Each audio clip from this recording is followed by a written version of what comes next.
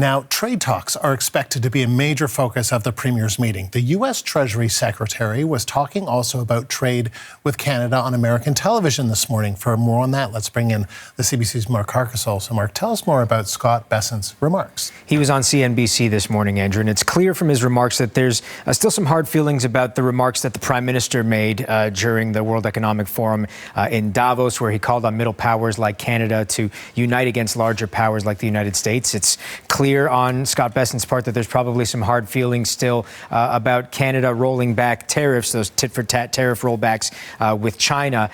We saw the Prime Minister lay out 100% tariffs, or threaten them anyway, against Canada, forcing our federal government to say that this was not a free trade agreement. And it's clear that there's probably a little bit of gamesmanship and a little bit of tough talk, too, ahead of these upcoming CUSMA negotiations. Scott Bessent, the U.S. Treasury Secretary, on CNBC this morning, saying that he insists that the Prime Minister rolled back what he said about President Trump in that phone call. He says he was on the call and he heard it himself. He had some harsh words for the Prime Minister as well. Have a listen. I was on the call.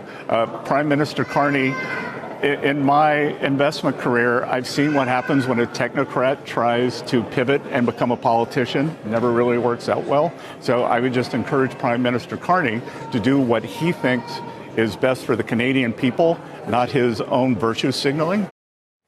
So you heard it there. A technocrat says that he's virtue signaling. But at another part of the interview, he does say that if things go according to plan, he does think that all three parties, Canada, the U.S. and Mexico, could end up in a good place once the deal is done. But he said, don't pick a fight. He did. With Donald Trump. Mark Carney says he didn't walk back those comments, but, that goes back and forth. Comments from Bessent recently regarding the push for separatism in Alberta have also got a fair amount of attention from Canadians. What can you tell us about that? Yeah, it was, we're talking, this happened last Friday, but it's sort of come back to the fore again because of Scott Bessent's words telling the Prime Minister not to pick a fight ahead of CUSMA negotiations. But many are saying that perhaps the U.S. itself is kind of poking the bear a little bit here. Last Friday on America's Real Voice, Scott Bessent did an interview in which he seemed to welcome the Alberta separatist movement to potentially join the U.S.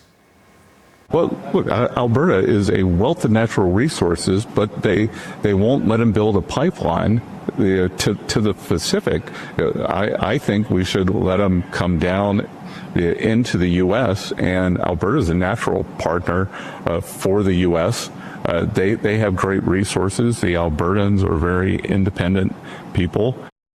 So think of that what you will. You're entitled to an opinion, but many people sort of turned off by that. This also comes, of course, after some representatives of the Alberta separatist movement were in D.C. meeting with officials at the White House quite recently.